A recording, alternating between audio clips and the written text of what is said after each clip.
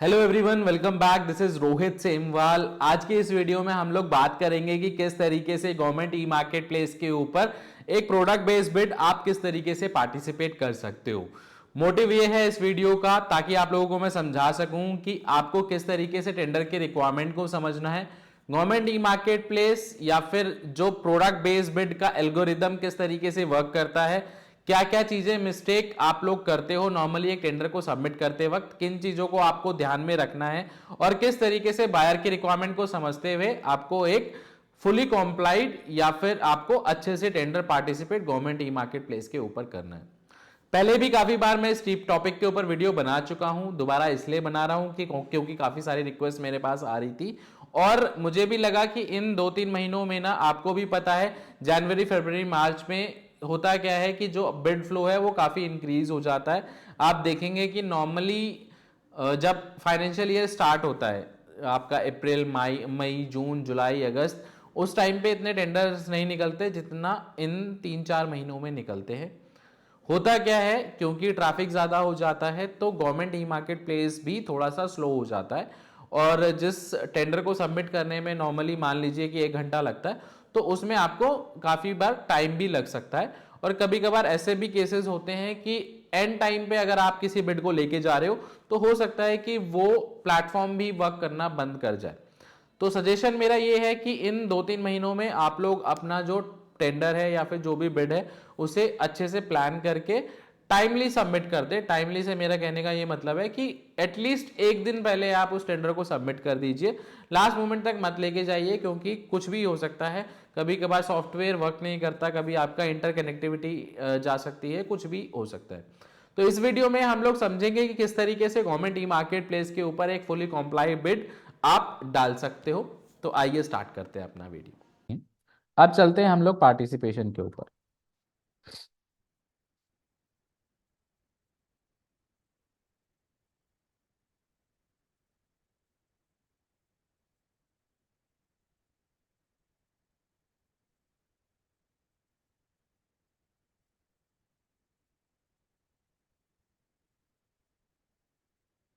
तो जब मैंने लॉग इन कर लिया अपनी प्रोफाइल में, तो यहाँ मैं बिड सेक्शन में जाऊंगा। बिड सेक्शन में जाने के बाद ना सारी चीजें सेम है जैसे ही लॉग आउट करके आपको दिख रही थी। डिफरेंस क्या आ जाता है कि लॉग इन करके ना आप उन्हीं कैटेगरीज के टेंडर देख सकते हो जिन कैटेगरीज का कैटलॉगिंग आपने अपनी प्रोफाइल में किया हुआ। अब यहाँ पे बाय कैटेगरी का ऑप्शन जो है ना, ये एडिशनली आपको लॉगिन करने के बाद देखने को मिलता है। तो बाय कैटेगरी पे जब आप क्लिक करते हो ना, यहाँ पे सॉफ्टवेयर आपको वो कैटेगरीज दिखाता है जिन कैटेगरीज का कैटलॉगिंग आपने अपनी प्रोफाइल में कर रखा है। मेरी प्रोफाइल में आपको ये मल्टीपल कैटेगरीज दिख रही होंगी, बट आपकी प्रोफाइल में ना आपको कुछ ही कैटेगरीज दिखेंगी जिसका कैटलॉगिंग आपने अपनी प्रोफाइल में किया हुआ है। तो जिस भी कैटेगरी में आप टेंडर पार्टिसिपेट करना चाहते हो आप यहाँ पे सेलेक्ट कर लोगे। जैसे मैं मान लीजिए मैं टेबल कैटेगरी का टेंडर सर्च करना चाहता हूँ, तो ये नहीं दिखा रहा।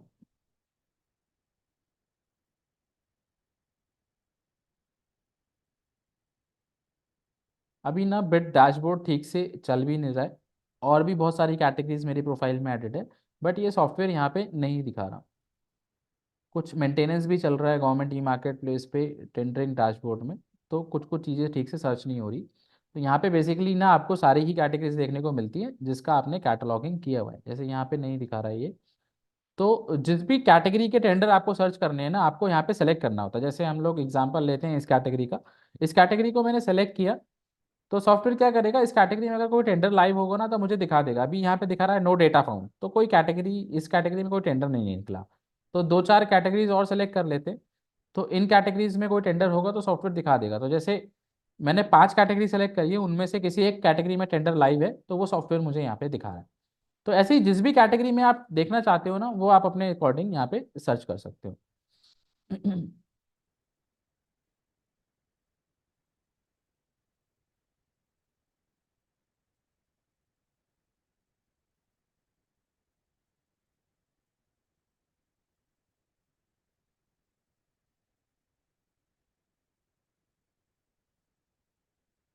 ठीक है, जैसे ये टेंडर है। अब इस टेंडर में हमें टेंडर डॉक्यूमेंट डाउनलोड करना है, तो इस ब्लू पार्ट पे क्लिक करोगे तो टेंडर डॉक्यूमेंट डाउनलोड हो जाएगा।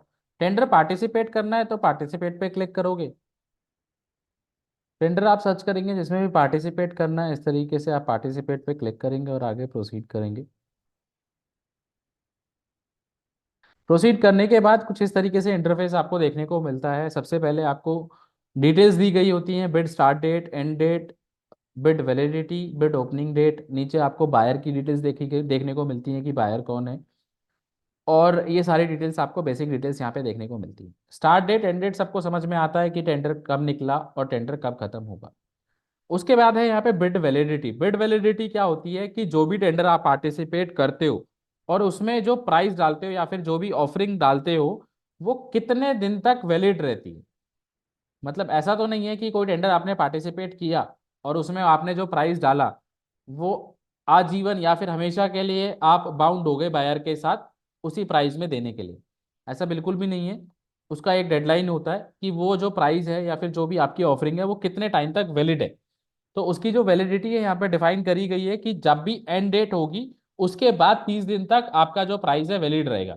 अगर इस 30 दिन के अंदर अगर आपको ऑर्डर बायर की तरफ से मिल जाता है तो आपको उसी प्राइस में देना पड़ेगा जो आपने at the time of bidding डाला है। चाहे वो प्राइस मार्केट में बढ़ गया हो या फिर कम हो गया हो, आपको उसी प्राइस में देना पड़ेगा। 30 दिन के बाद अगर बायर आपको ऑर्डर देना चाहेगा तो आपकी परमिशन के बिना बायर आपको ऑर्डर नहीं दे सकता। पहले उन्हें आपसे कंफर्म करना पड़ेगा कि आपने जो 30 दिन पहले रेट डाले थे, क्या अब आप उसी प्राइस में दे सकते हो कि नहीं दे सकते। हो सकता है कि वो प्रोडक्ट का प्राइस बढ़ गया हो, आप ना दे पाओ, हो सकता है वो प्रोडक्ट ही आना बंद हो गया हो। तो इस वैलिडिटी के बाद अगर बायर आपको ऑर्डर देना चाहता है तो उसे पहले L1 वाले बिडर की परमिशन लेनी पड़ती है, तब वो प्रोसीड कर पाता है। फिर है यहाँ पे बायर। बायर वो होता है जो टेंडर निकालता है।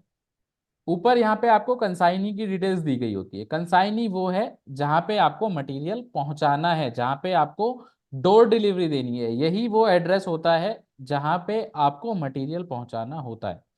तो देखिए बायर कौन है, चमन लाल जी हैं, और कंसाइनी कौन है, आपका सुधीर कुमार गोयल जी। तो हमारा ना बायर से कोई मतलब नहीं है। कंसाइनी लोकेशन हमें चेक करनी है हमेशा। जब भी आपको कोई टेंडर पार्टिसिपेट करना है हमेशा कंसाइनी की लोकेशन आपको चेक करनी है। उसी के अकॉर्डिंग आपको अपना टेंडर प्रिपेयर करना है, क्योंकि यही वो एड्रेस है जहाँ पे आपको कल को मटेरियल देना है। कई लोग क्या करते हैं, कंसाइनी को चेक नहीं करते और बायर को ही चेक करके टेंडर सबमिट कर देते हैं। कभी कभार ऐसा भी हो सकता है कि टेंडर निकला है दिल्ली से, मटेरियल देना है जम्मू कश्मीर में। तो उस केस में क्या होता है कि फ्रेट कॉस्ट इतना बढ़ जाता है, क्योंकि आपने जो टेंडर प्रिपेयर किया है दिल्ली के अकॉर्डिंग और मटेरियल देना है जम्मू कश्मीर में, तो फ्रेट कॉस्ट इतना बढ़ जाता है कि आप उसे एग्जीक्यूट ही नहीं कर पाते। तो कहने का ये मतलब है जब भी आपको कोई टेंडर के लिए वर्क करना है या फिर प्रोसीड करना है हमेशा कंसाइनी की लोकेशन आपको चेक करनी है। उसके बाद है स्पेसिफिकेशन। स्पेसिफिकेशन पे जब आप क्लिक करते हो तो यहाँ पे आपको देखने को मिलता है कि बायर को क्या स्पेसिफिकेशन रिक्वायर्ड है या फिर किस स्पेसिफिकेशन का प्रोडक्ट बायर ने मांगा। तो जिस भी स्पेसिफिकेशन का प्रोडक्ट बायर ने मांगा है ना वो आपको यहाँ पे देखने को मिलता है। देखिए जेम का जो इकोसिस्टम है किस तरीके से वर्क करता है कि जेम कैटेगरी बनाता है, सेलर उसमें प्रोडक्ट अपलोड करता है और बायर उसे खरीदता है। मतलब कैटेगरी बनी है, सेलर ने प्रोडक्ट अपलोड किया है, तभी बायर खरीद सकता है, अदरवाइज नहीं खरीद सकता। तो प्रोडक्ट था मार्केट में तभी टेंडर निकला है। अगर प्रोडक्ट मार्केट में नहीं होगा तो टेंडर निकल ही नहीं सकता। तो बायर बिड बनाते वक्त क्या करता है, मार्केट में से ही किसी एक प्रोडक्ट को सिलेक्ट करता है और उस प्रोडक्ट के जो पैरामीटर्स है ना वो इस तरीके से बिड के पैरामीटर्स बन जाते हैं। तो जब आप टेंडर में पार्टिसिपेट करते हो तो आपको यहाँ पे सेलेक्ट कैटलॉग करना है। सेलेक्ट कैटलॉग जब मैंने किया तो सॉफ्टवेयर मुझे यहाँ पे मैसेज दे रहा है, you have no matching product available according to buyer requirement. तो इसका मतलब क्या है, इसका मतलब ये है सर कि इस कैटेगरी का इस कैटेगरी का कोई ना कोई प्रोडक्ट तो मेरी प्रोफाइल में एडेड है, तभी सॉफ्टवेयर मुझे इस कैटेगरी के टेंडर दिखा रहा है और पार्टिसिपेट करने दे रहा है। बट हो सकता है बायर की रिक्वायरमेंट के अकॉर्डिंग एग्जैक्ट मेरी प्रोफाइल में प्रोडक्ट एडेड ना हो, तभी मुझे सॉफ्टवेयर नीचे मैसेज दे रहा है। तो जेम पे अगर आपको कोई टेंडर पार्टिसिपेट करना है तो बायर की रिक्वायरमेंट को मैच करना पड़ता है, एग्जैक्ट सेम पैरामीटर पे आपका प्रोडक्ट अपलोडेड होना चाहिए, तभी आप टेंडर पार्टिसिपेट कर पाओगे, अदरवाइज नहीं कर पाओगे। आज से पहले क्या होता था, आज से पहले मतलब जेम से पहले या फिर जेम से अदर प्लेटफॉर्म पे क्या होता है, वहां पे अगर आप टेंडर पार्टिसिपेट करते हो ना तो वहां पे आपको पेपर के ऊपर टेक्निकल कॉम्प्लाइंस बना के देनी होती है। एक जगह आप बायर की रिक्वायरमेंट लिखते हो और एक जगह आप अपनी ऑफरिंग देते हो कि हम लोग क्या ऑफर कर रहे हैं। बायर ने मांगा है कीबोर्ड ट्रे, आप लिखते हो यस। बायर ने मांगा है फुटरेस्ट, ये स्पेसिफिकेशन का, तो आप लिखते हो यस। कहीं पे कोई डेविएशन होती है ना तो आप मेंशन कर देते हो कि सर आपने ये मांगा था, हम ये ऑफर कर रहे हैं। बट जेम पे ऐसे नहीं होता, जेम कैटलॉग बेस्ड प्लेटफॉर्म है, आपको कैटलॉगिंग करनी पड़ती है बायर की रिक्वायरमेंट के अकॉर्डिंग। मान लीजिए बायर को एक फोन का टेंडर करना है, और फोन का टेंडर उसने निकाला और उसमें उसे इंटरनल मेमोरी रिक्वायर्ड है, उसने स्पेसिफिकेशन डाल रखी है कि जो मुझे इंटरनल मेमोरी चाहिए वो 64 GB की चाहिए। आपके पास जो मॉडल है ना ऑफर करने के लिए, वो 128 GB का है, आपका डबल कैपेसिटी का मॉडल है, सुपीरियर क्वालिटी का है, अच्छा प्रोडक्ट आप देना चाह रहे हो। बट सॉफ्टवेयर को ना ये लैंग्वेज समझ में नहीं आती। अगर टेंडर निकला है 64 पे, तो पार्टिसिपेट भी 64 पे ही होगा, ना ही 128 पे, ना ही 70 पे, ना ही 50 पे। आपको एग्जैक्ट मतलब 64 पे निकला है तो 64 पे ही अपना प्रोडक्ट अपलोड करना पड़ेगा, तभी आप उस टेंडर को पार्टिसिपेट कर पाओगे गवर्नमेंट ई मार्केट प्लेस पे, अदरवाइज नहीं कर पाओगे। अगर एक छोटा सा भी पैरामीटर मिसमैच होगा ना बायर की रिक्वायरमेंट के अकॉर्डिंग, तो सॉफ्टवेयर आपको यहां से आगे प्रोसीड करने ही नहीं देता। तो अगर हमें इस टेंडर में पार्टिसिपेट करना है तो हमें क्या करना है, बायर की रिक्वायरमेंट के अकॉर्डिंग प्रोडक्ट अपलोड करना पड़ेगा। प्रोडक्ट अपलोड करने के मैंने आपको दो तरीके बताया था, एक पेयरिंग क्लोनिंग और एक फ्रेश प्रोडक्ट अपलोड। अभी के लिए पेयर क्लोनिंग को हम लोग रेफर कर लेते हैं। हमें क्या करना है, इस कैटेगरी में जाना है जिस कैटेगरी में टेंडर निकला है। तो कैटेगरी का नाम यहाँ पे मेंशन्ड है, एग्जीक्यूटिव टेबल वर्जन 2। इस कैटेगरी में हम लोग जाएंगे।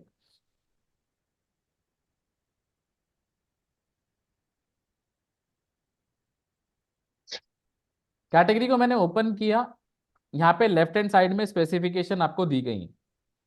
ये वही स्पेसिफिकेशन होंगी जो आपको टेंडर में आपसे डिमांड करी गई है, क्योंकि टेंडर तभी निकल सकता है जब मार्केट में कैटलॉग हो। तो ऐसा हो नहीं सकता कि स्पेसिफिकेशन कोई यहाँ पे टेंडर में दी गई हो और आपको यहाँ पे लेफ्ट हैंड साइड में देखने को ना मिले, क्योंकि प्रोडक्ट था तभी टेंडर निकला है, अगर प्रोडक्ट नहीं होता तो टेंडर निकल ही नहीं सकता था। तो आपको क्या करना है, बायर की रिक्वायरमेंट के अकॉर्डिंग एक एक करके प्रोडक्ट ढूंढना है कि आप कौन सा प्रोडक्ट यूज करके इस टेंडर को पार्टिसिपेट कर सकते हो, या फिर ये भी कह सकता हूँ कि बायर की रिक्वायरमेंट को कौन सा प्रोडक्ट मैच कर रहा है। सबसे पहले है यहाँ पे structure frame of table, gable end modesty panel. तो यहाँ पे आप देख लोगे कि पैरामीटर कौन सा है,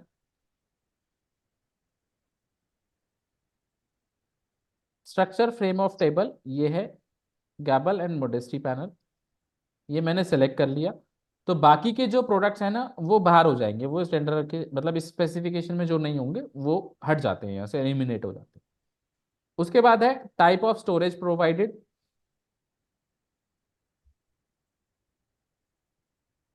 कौन सा है इसमें, one side pedestal unit and ERU, ये वाला पैरामीटर है तो इसे सेलेक्ट कर लेंगे। तो जो अदर पैरामीटर्स के प्रोडक्ट है ना वो धीरे धीरे करके एलिमिनेट हो जाते हैं। कीबोर्ड ट्रे प्रोवाइडेड है,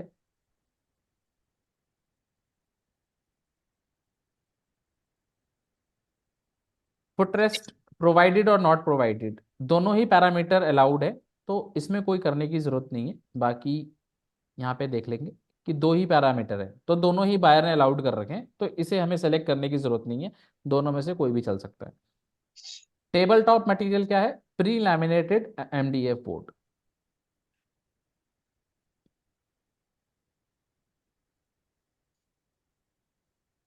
प्री लैमिनेटेड एमडीएफ बोर्ड। तो आप देख रहे हैं कि एक एक करके मैंने सारे पैरामीटर में सेलेक्ट करते जा रहा हूं, तो आपको ऐसे ही क्या करना है, बायर की रिक्वायरमेंट के अकॉर्डिंग सारे ही पैरामीटर्स एक एक करके आपको डालने हैं। और जो भी बायर की प्रोडक्ट में रिक्वायरमेंट को प्रोडक्ट मैच कर रहा है, उस प्रोडक्ट को आपको अपनी प्रोफाइल में ऐड कर लेना है। पेयरिंग क्लोनिंग करके करना चाहते हो तो पेयरिंग क्लोनिंग करके कर लो। ऐसा भी हो सकता है कि बायर ने जो प्रोडक्ट मांगा है टेंडर में, जो दिया गया है वो किसी ऐसे ब्रांड का है जिसे आप क्लोन नहीं कर सकते, तो उस केस में आपको फ्रेश प्रोडक्ट अपलोड करना पड़ेगा। तो जो भी प्रोडक्ट बायर की रिक्वायरमेंट को मैच कर रहा है उसे आप अपने प्रोफाइल में ऐड करोगे, चाहे पेयरिंग क्लोनिंग को कर करके करो, चाहे फ्रेश प्रोडक्ट लिस्टिंग करो, आपको कैटलॉगिंग करनी पड़ेगी जब अगर आपको इस टेंडर में पार्टिसिपेट करना। तो जब आप कैटलॉगिंग कर लेते हो और लाइव हो जाता है, तो उसके बाद ना इस विंडो में प्रोडक्ट आने में 24 घंटे का टाइम लगाता है। मेरे कहने का ये मतलब है कि अगर हम अभी इस टेंडर की कैटलॉगिंग कर भी लेते हैं, तो इस विंडो के अंदर प्रोडक्ट आने में टाइम लगाता है 24 आवर्स का। तो कहने का ये मतलब है कि कोई भी टेंडर ना आपको लास्ट डेट तक नहीं लेके जाना, एटलीस्ट 2-3 दिन पहले आप कैटलॉगिंग कर लो, ताकि आपका जो प्रोडक्ट है यहाँ पे फेच हो जाए। मान लीजिए आज ही का टेंडर है और आज 2 घंटे पहले ही आप उसकी कैटलॉगिंग करने बैठ रहे हो, कैटलॉगिंग तो कर लोगे बट टेंडर पार्टिसिपेट नहीं कर पाओगे, क्योंकि इस विंडो में सॉफ्टवेयर प्रोडक्ट को क्रॉल करने में टाइम लगाता है। तो कैटलॉगिंग करने के बाद का प्रोसेस किस तरीके से होता है वो समझ लेते हैं। ठीक है, तो अब इसके आगे का प्रोसेस समझ लेते हैं कि जब प्रोडक्ट फेच हो जाता है तो उसके बाद किस तरीके से आपको देखने को मिलता है।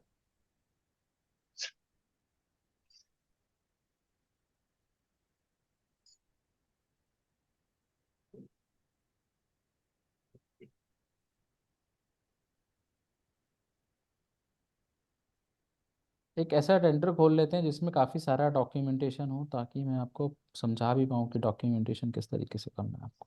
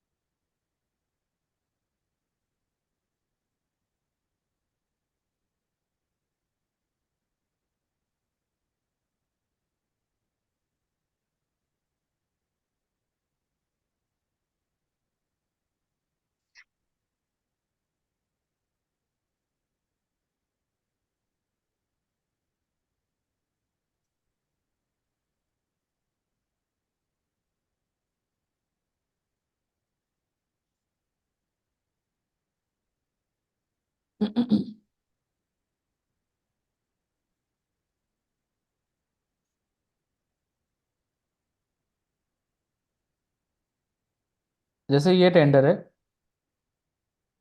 कंफ्यूज मत होना, ये दोनों अलग अलग टेंडर है। पहले हम जो रेफर कर रहे थे वो अलग टेंडर था, ये अलग टेंडर है। इसका यूज मैं इसलिए कर रहा हूँ ताकि मैं उसके आगे का प्रोसेस समझा सकूं, क्योंकि उसमें अगर हमें कैटलॉगिंग करेंगे तो अभी सॉफ्टवेयर उसे फेच नहीं करेगा। तो जब आपका प्रोडक्ट लाइव हो जाता है तो इस तरीके से आपको देखने को मिल जाता है इस विंडो में। तो आप क्या करोगे, उस प्रोडक्ट को सिलेक्ट करोगे, उसे सेलेक्ट करने के बाद आगे आप प्रोसीड करोगे। उसके बाद आपको प्राइस डालना होता है। तो जितना भी आपका प्राइस है वो आप यहाँ पे डालोगे, पर यूनिट प्राइस आपको डालना होता है। सॉफ्टवेयर आपको टोटल करके दिखा देता है। पर यूनिट प्राइस आप डालोगे तो यहाँ पे जो भी आपको प्राइस डालना होता है ना, वो सब कुछ इंक्लूड करके डालना होता है। आपका टैक्स, आपका प्रॉफिट, आपका फ्रेट, आपके जितने भी खर्चे हैं, सारा ही आपको इंक्लूड करना होता है इस प्राइस में। इसके ऊपर कोई भी पैसे आपको नहीं मिलने वाले। यही आपका लास्ट अमाउंट होता है जिसपे आपका परचेज ऑर्डर जनरेट होता है। प्लस जेम के भी कुछ ट्रांजैक्शन चार्ज होते हैं, उन्हें भी आप कंसिडर कर सकते हो। जैसे ही 20 लाख के ऑर्डर आप जेम पे कंप्लीट कर लेते हो, 10,000 प्लस जीएसटी की पेमेंट आपको जेम को देनी होती है एज अ ट्रांजैक्शन चार्ज। एक बार आपने माइलस्टोन कंप्लीट कर लिया, दोबारा मतलब 20 लाख आपने कर लिया, माइलस्टोन चार्जेस आपने दे दिए। फिर उसके बाद अगर कोई भी ऑर्डर आपको 5 लाख या 5 लाख से ऊपर का आता है, मतलब सिंगल ऑर्डर वैल्यू 5 लाख से ऊपर की आती है, तो आपको 0.5% आपको जेम को देना होता है ऑर्डर वैल्यू का as a transaction charge. 30 lakh या 30 लाख से ज्यादा कोई भी 30 लाख से ऊपर का कोई भी ऑर्डर वैल्यू, आपका सिंगल ऑर्डर वैल्यू आपका 30 लाख या 30 लाख से ज्यादा का है, तो उसमें भी आपको 0.5% आपको जेम को देना होता है एज अ ट्रांजेक्शन चार्ज। तो वो भी आप कर सकते हो अगर आप इंक्लूड करना चाहो, तो वो आप डालोगे और आगे प्राइस डाल के आगे प्रोसीड करोगे। उसके बाद यहाँ पे आपसे सॉफ्टवेयर डॉक्यूमेंट्स मांगा है। डॉक्यूमेंट्स कौन कौन से मांगे हैं बायर ने? Experience criteria, past performance, bidder turnover, certificate requested in ATC, OEM authorization certificate, OEM annual turnover, additional document 1। Experience criteria क्या होता है? देखिए, एक्सपीरियंस क्राइटेरिया में आपको पास्ट वर्क ऑर्डर देने होते हैं, जो भी आपने सिमिलर कैटेगरी में पहले काम किया है उसका प्रूफ आपको देना होता है। कितना देना होता है वो टेंडर डॉक्यूमेंट में लिखा होता है।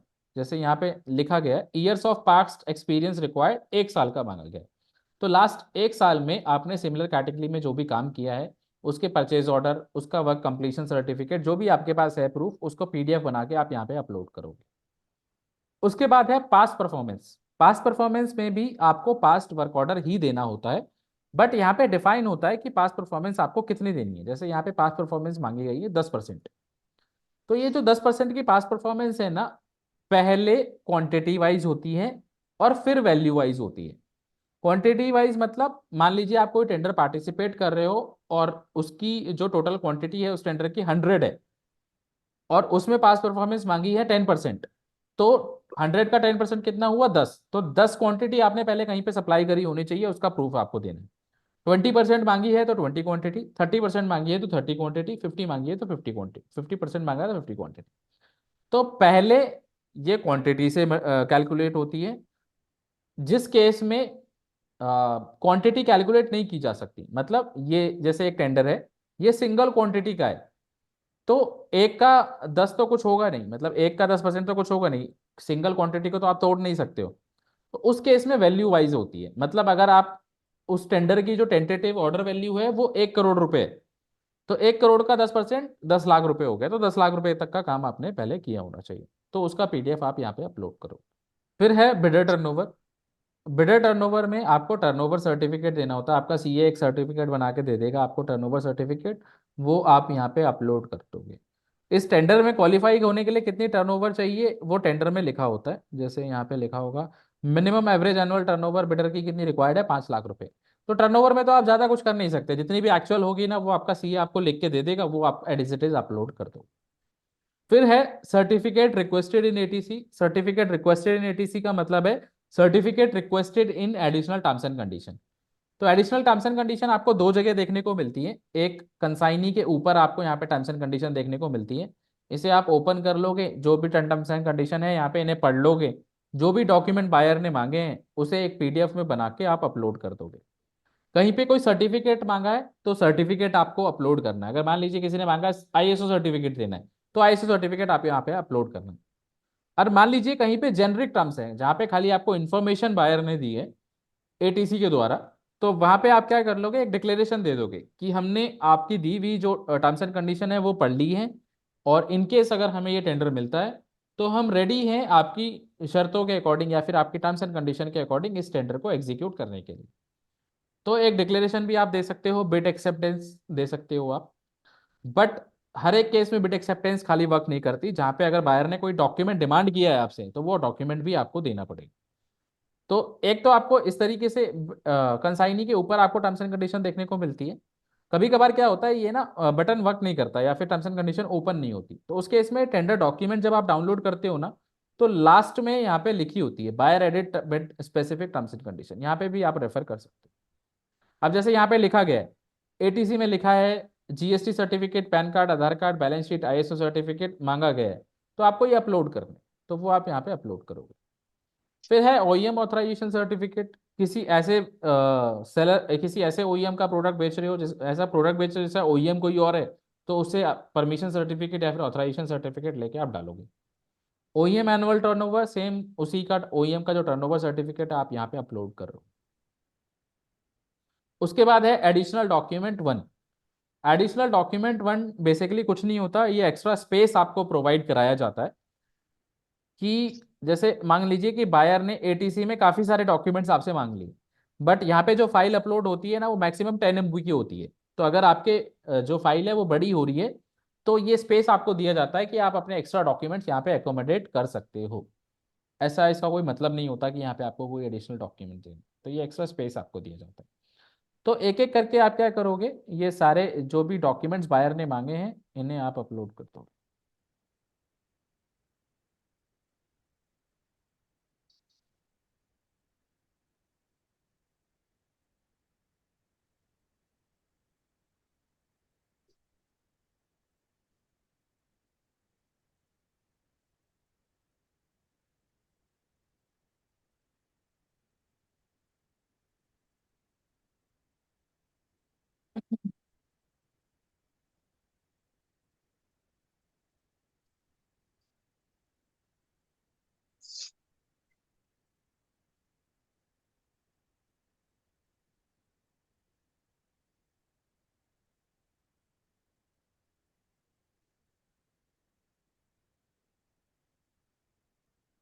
तो एक एक करके ये डॉक्यूमेंट्स मैं यहाँ पे अपलोड कर दूंगा।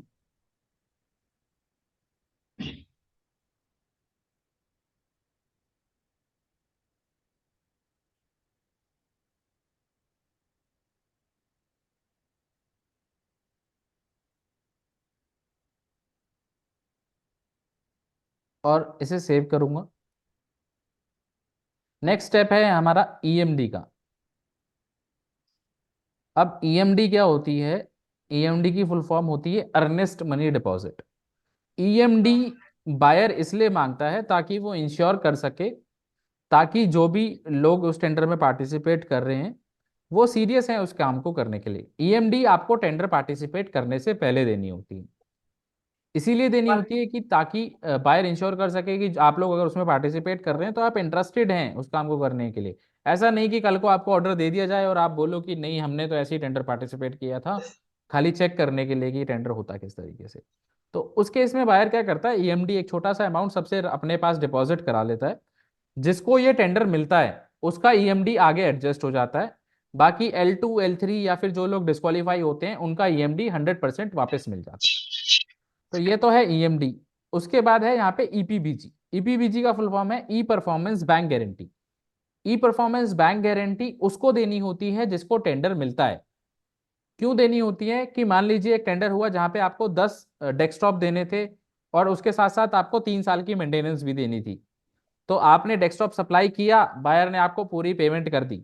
अब वो 3 साल की जो मेंटेनेंस देनी है वो आप दो ना दो, फोन ना उठाओ या फिर जो टर्म्स एंड कंडीशन डिसाइड हुई है उसके अकॉर्डिंग ना दो।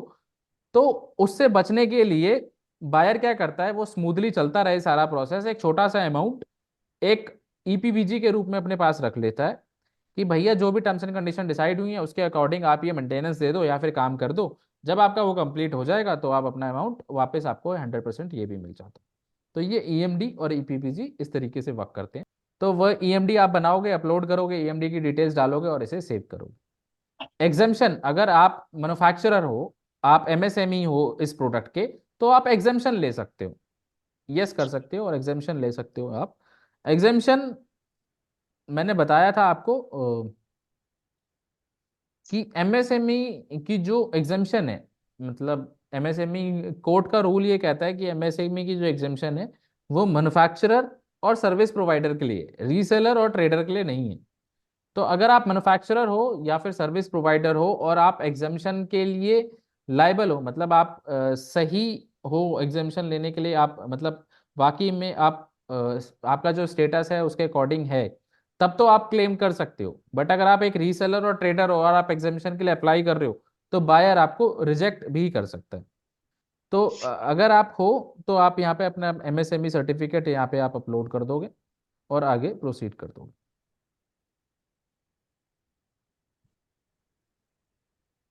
ये मेरा एग्जाम्प्ट हो गया। सेव करूंगा। सेव करने के बाद लास्ट जो स्टेप है ओटीपी का आता है, वेरीफाई ओटीपी आप करोगे। एक ओटीपी आपके पास आएगा और ओटीपी डाल के आप इस टेंडर को सबमिट करोगे।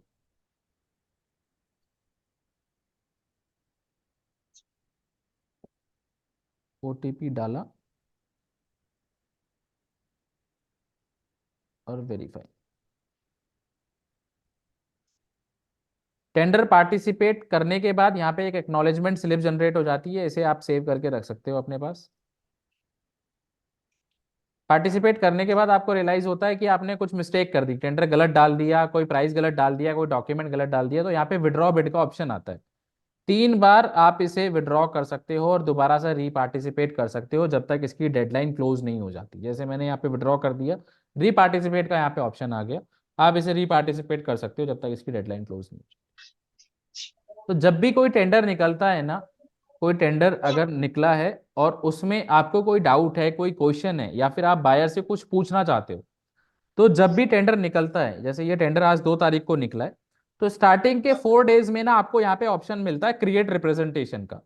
अगर आपको कोई डाउट है, कोई क्वेश्चन है, कोई क्वेरी आपको बायर से करनी है, तो आप यहाँ पे डाल सकते हो, क्वेश्चन बायर से पूछ सकते हो। बायर के लिए मैंडेटरी है आपकी क्वेरी का रिप्लाई करना। बट ये जो विंडो है ना, 4 दिन, स्टार्टिंग के 4 डेज ही आपको मिलता है, 4 दिन बाद ये विंडो क्लोज हो जाती है। बायर के लिए मैंडेटरी है आपका रिप्लाई करना। इनकेस अगर बायर इग्नोर करता है या फिर जानबूझ के रिप्लाई नहीं करता, तो सॉफ्टवेयर आगे जाके या फिर बाद में उसे टेंडर ओपन नहीं करने देता।